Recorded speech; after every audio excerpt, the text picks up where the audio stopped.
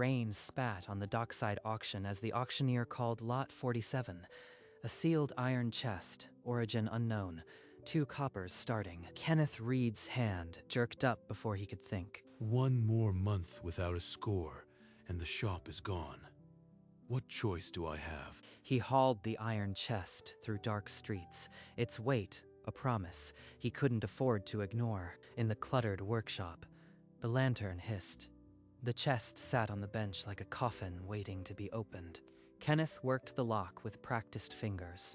The ancient mechanism clicked, and the lid cracked open. A pale green glow leaked from the gap, not lantern light, something older, colder, alive. Inside lay a woman, curled and still, and Orc, with jade skin and faint glowing runes along her collarbone. Kenneth's breath caught.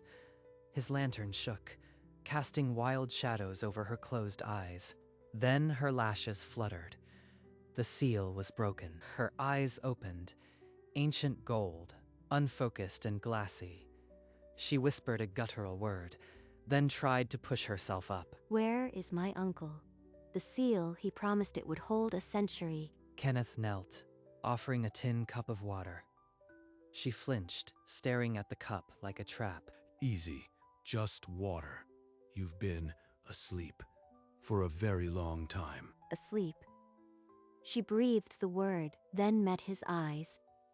I am Vesra, daughter of House Brokmar. Brokmar, a house destroyed a century ago.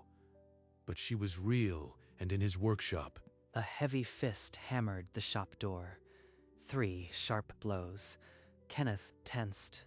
A muffled voice called, "Locksmith, open up.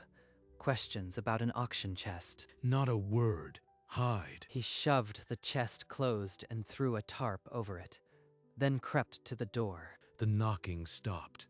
Footsteps retreated. But the questions had already started. Before sunrise, Kenneth slipped into the cold market lane. His hood low, the ink was barely dry. Seized property. Orc chest. 100 silver for information leading to its recovery. 100 silver. More than he'd earn in 5 years. And it was in his workshop. He hurried back, the paper's threat burning in his chest. Inside the workshop, Vesra sat on the bench, her fingers tracing the runes inside the chest lid. These aren't decorations. The runes are a blood key to my family's vault. The chest itself is the map. A vault? What could be inside that the crown wants to destroy?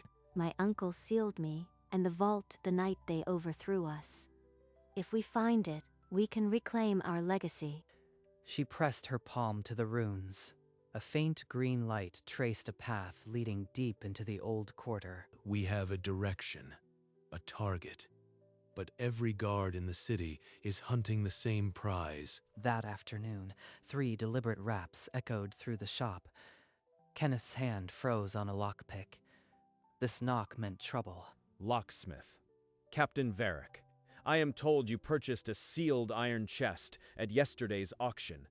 I want to see it. Captain, I buy all sorts of junk at auction. You'll have to refresh my memory. Did the chest have a maker's mark? No mark. That's the point. A chest that should never have been opened. The auctioneer recognized you. Don't waste my time. Above them, in the attic crawl space, Vesra pressed flat against the rafters. Her uncle's seal had kept her safe for a century. Now a single creak could end her freedom. I remember now. Opened it and found nothing. Sold it for scrap metal this morning. Is it valuable? Valuable enough that anyone caught harboring its contents will hang. If you are lying, Locksmith will be back. Varick stared him down, 3 breaths too long, then turned on his heel. The guards followed. Kenneth shut the door and leaned against it, forcing his breathing to slow. They know. How long before they return with more men? We move tonight. No more waiting. They reached the old quarter. As the last light bled from the sky, the streets mercifully clear. Kenneth pulled aside a curtain of ivy, exposing a stone door sealed with a faded crest. Brokmar. The crest still holds. The mechanism behind this will recognize my blood. The tunnel sloped downward, thick with the smell of wet stone.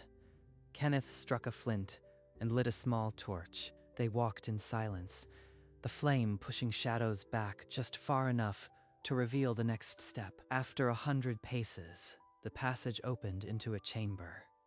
A massive iron plate dominated the far wall, etched with swirling runes. A blood seal. Only a living heir can awaken it. Blood magic. He'd spent a lifetime opening things with skill, not sacrifice. Vesera pricked her finger on a corner of her armor. A single drop fell, and the runes flared green. The stone door ground sideways, revealing a deeper darkness beyond.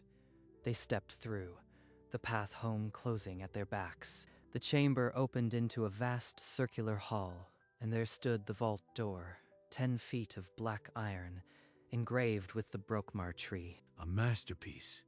It wants a locksmith's hands and a Brokmar's blood working in rhythm. My uncle built it so only an heir with a trusted human might open it.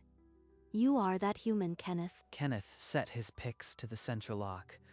3 separate tumblers, each angled to a rune. The work was brutal, exact. Vesera traced the matching runes, her whisper guiding the inner gears. Each click echoed like a promise. Second tumbler. The third one's resisting.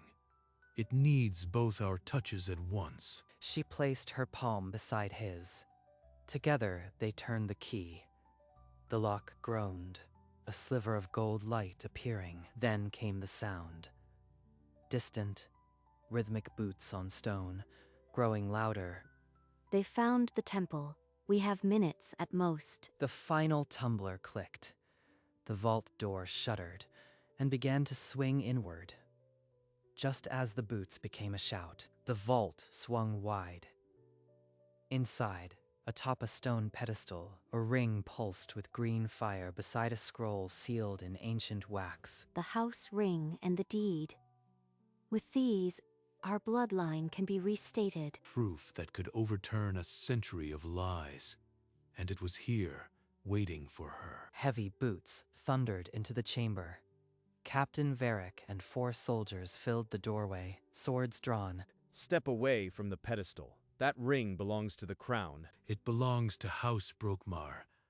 You are too late. I have a royal warrant and 4 blades that say otherwise. Surrender the heiress, and you might live. Your warrant is worthless against blood, right? This ring proves who sits the estate. Kenneth's mind raced. The ring was inches away, but 4 crossbows now pointed at their chests. Last chance. Vesera flicked 2 fingers. The armlet joints of every soldier unlatched with a sharp crack. Iron pauldrons and vambraces clattered to the floor, followed by breastplates that hit the stone with a hollow boom. Crossbows. Shoot before they... But Kenneth was already moving. He grabbed the ring and scroll, his hand closing around a century of proof. This way. The house always had a back door. A narrow passage yawned open. They plunged into it. The ring's green light their only guide. Seal every gate. Get word to the court. The heiress lives. We have the proof. Now, we just need to stay alive until sunrise. The tunnel sloped sharply upward, cold air rushing past them. They'll have riders at every street. We find the court before dawn, or we lose everything. They emerged onto a cobbled street and ran, the ring thumping inside Kenneth's shirt like a second heartbeat. Ahead, the great city gates were grinding shut. Guards hauled chains while a mounted herald shouted Varric's orders. Closed. All of them. They'll search every cart now. A few yards away, a grated sewer inlet hung loose on its hinges. He pried it open, and they slid into the damp dark. We can't run blind. There is a law, the Lock Charter Law. If we reach the High Court and present the ring, the estate transfers to you. A consort? An Orc Heiress's consort? The idea was ludicrous, but the alternative was a rope. How do we get inside the court? They'll arrest us at the door. At dawn, petitioners line up. We join them, show the ring to the clerk. Once inside, The law is our shield. Hours later, gray light leaked through the grate. They crawled out, hoods up, and joined the early crowd heading for the Citadel gate. One chance. One ancient law against a kingdom's might. At the Citadel gate, a guard reviewed travel papers. Kenneth's throat was dry, but he kept his voice steady. We're petitioners for the High Court, a matter of property. We carry the seal. She pulled the ring from her belt and held it flat on her palm. The guard's jaw slackened. The crest of House Brokmar was a legend his grandmother had told him. He waved them through, still staring. Kenneth pulled Vesera quickly into the waking city. Inside, patrols were thick.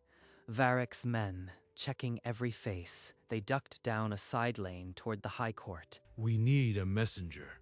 Someone who can reach the clerk without raising alarm. He pressed a silver coin in a folded slip into the urchin's hand.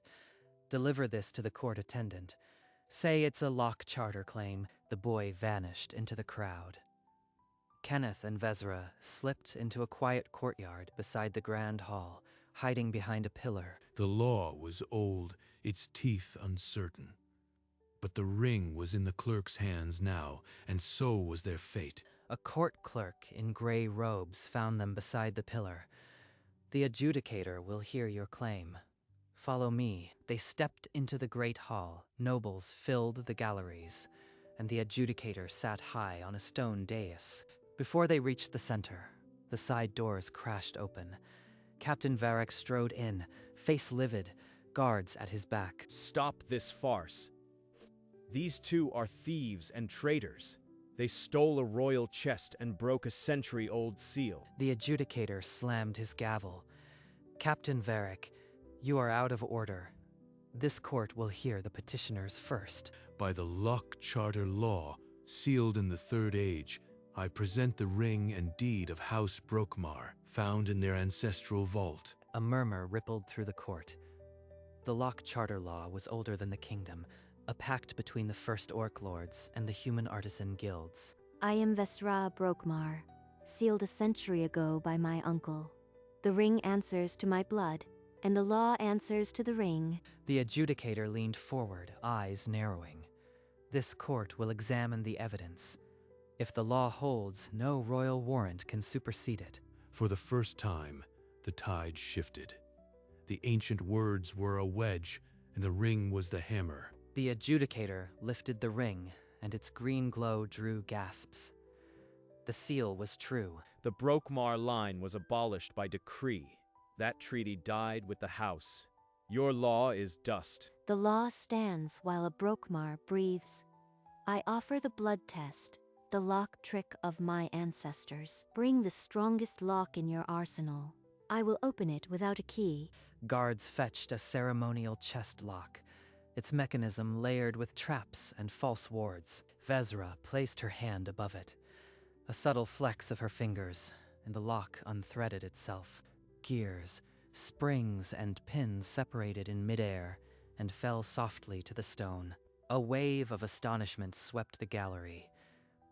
Even Varric's face went blank. No forger can mimic this. This is the Brokmar gift, sealed in blood a century ago. The law wasn't void, it was sleeping. We just woke it. The adjudicator rose, his voice cutting through the hushed hall. The Lock Charter law has been proved. I render judgment. Kenneth Reed, by opening the chest and safeguarding the heir, is named consort of House Brokmar. This court recognizes his shop as the lawful estate seat. You can't hand noble titles to a locksmith. This is treason. But the court guards blocked his path. The ancient writ bound them now, not his uniform. Captain Varric, for unlawful pursuit and threats against a recognized consort, you are detained. The adjudicator stamped the deed. The Brokmar estate, sealed a century, now had a new master and a new heiress awake. It's done. The law held. The gallery erupted, applause, shouts, the scrape of chairs. But in the center, Kenneth and Vesera stood motionless. Consort. The word was foreign, but the weight of the ring felt like purpose. The old law had opened the cage. The locksmith who gambled on a mystery chest had bought more than he ever imagined. They hired a cart at the courthouse gate. Vezra watched the streets like a foreign land that had once been home. She had been sealed a century. The city had changed. He wondered if the house would ever feel hers again. By the time they reached Baker Street, the name Brokmar was already on 100 lips. The old reed locks sign still hung, but a new banner had been unfurled, the Brokmar tree. Someone had already started. The court's word traveled faster than horses. Inside, neighbors who had once feared Vesera were scrubbing the floors and washing the windows. They are washing the windows. A week ago, they would have thrown stones. The law changed them. Or maybe they are just afraid of another finger trick. He looked at the ring on his finger. The green glow had dimmed, but the weight remained. By evening, carpenters were measuring for a new workshop wing. The Brokmar estate was waking up. The workshop transformed. Shelves of brass and steel, apprentices at benches, and the green glow of Brokmar runes on every blueprint. The Brokmar trick is a conversation with the metal, not a command. Listen to the pin before you touch it. She showed him how to feel a pin's resistance without touching it, how a lock's soul was in its tension. He had been a good locksmith.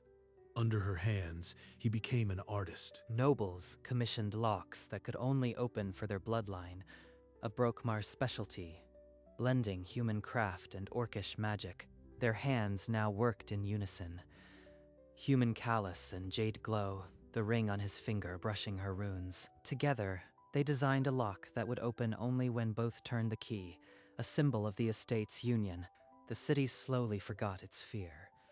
Orc and human merchants began trading at their doorstep, banners of Brokmar hanging in the market. A century ago, they burned our banners. Now they hang them in the market. We didn't just claim an estate. We changed what a lock can mean. One quiet evening, Kenneth found the original workshop door ajar. Inside, Vesra sat alone with the chest. Her fingers traced the worn runes inside the lid. When my uncle sealed me, I thought the world outside this iron was gone forever. I was afraid to hope that the lock would ever turn. That lock was the best gamble I ever made. It opened more than a chest. And for the first time, she smiled without sorrow. He knelt beside her and put his hand over hers on the chest lid. This chest held a century of fear, but it also held you. Together, they closed the lid. The runes dimmed, but the light in her eyes did not. In the quiet workshop, the ring on his finger pulsed once, a heartbeat they now shared. The court's ruling became precedent. Within a season, a dozen old estates were reclaimed under the Lock Charter Law. Varric was stripped of rank and sent to the northern prison. His abuse of authority made a public example. The shop on Baker Street now bore a fresh sign and the Brokmar banner. The guild register read the name with pride. The city held a formal ceremony. The great hall filled with nobles and craft masters, all eyes on the dais. Before the assembly, the adjudicator blessed their union and declared the consort title permanent. Afterward, they stood on the balcony, the ring glowing in the sunset, banners of House Brokmar flapping below. Their hands joined, human callus and jade glow, the ring and runes pulsing in unison. A new lock, created that day, was placed on the city gate, a symbol of their craft and alliance. By evening, the estate was lit with lanterns, and toasts were raised to the house that returned from a century of iron. The ring on his finger pulsed gently, a quiet reminder that the oldest locks guard the best secrets. In the last light, they walked the estate path.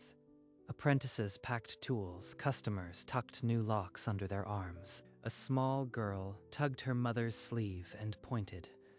He opened a 100-year lock. A century old. She stepped closer, eyes wide on his hand. He knelt, holding the ring flat for her to see. The hardest locks guard people, not treasure. Vezra's hand rested on his shoulder, her thumb brushing the fabric of his tunic. The girl's mother smiled, a silent thank you. He rose, and they continued into the golden evening, the estate humming around them. You are good with children. You would have made a fine uncle. He laughed, the sound surprising him. Light, unburdened, the ring glowed softly against her jade skin as they walked into the deepening dusk. The lock they had designed together was fitted to the city's main gate the next morning. Craftsmen gathered to watch the unveiling. It opened only when a human and orc turned twin keys, a mechanism that required alliance, not force. Kenneth and Vezra watched from the side as the first merchant and orc trader turned the keys simultaneously, and the gate swung wide. He had spent his life opening other people's locks. Now they were building ones that opened the city. Your hands are now part of every lock in this kingdom. That is a legacy no vault can hold. He looked down at their intertwined fingers. The ring and runes a quiet constant, the lock that had started it all. The iron chest sat in the estate hall, its lid open as a symbol. Children visiting the estate would touch the worn runes and listen to the story of the sleeping heiress.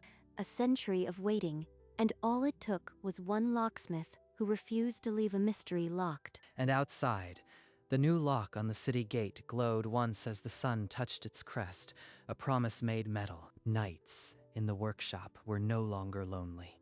The lantern's glow now fell on two sets of hands, shaping metal in quiet rhythm. He no longer counted the months until ruin. He measured seasons by the locks they built together. You have given me more than a title, Kenneth. You gave me a century back. He turned a newly forged lock in his hand, the key still warm from the shaping flame. The mechanism clicked smooth and perfect. And you gave me a reason to use my hands again. Not just to open old locks, but to build new ones. Outside the window, the city gate lock pulsed with a soft green light, a constant, quiet declaration of their bond. The chest that had sealed her now rested in the hall, a relic of old fear. She never needed to open it again. She was home. She had been sealed by fear. She had been opened by trust, and trust had shaped a new house. They stood together at the window, watching the night sky lighten over the estate they had reclaimed. The future was no longer a locked door. It was a key they turned together, every day. The workshop bell chimed as a young orc merchant entered, a lockbox under his arm. He bowed, his tusks lifting in a grin. The new gate lock saved my caravan 3 days of waiting. The guilds are calling it the Brokmar Key. The Brokmar Key. That has a fine ring to it. Later, on the estate steps, children played with a wooden model of the twin key lock, a gift from the apprentices. They'll grow up thinking orc and human hands were always meant to turn together. That's the best lock we've ever made. The one that changed the story. Their hands found each other, a now familiar fit, the ring and runes pulsing a quiet light. Inside the hall, the old iron chest held fresh flowers, not fear.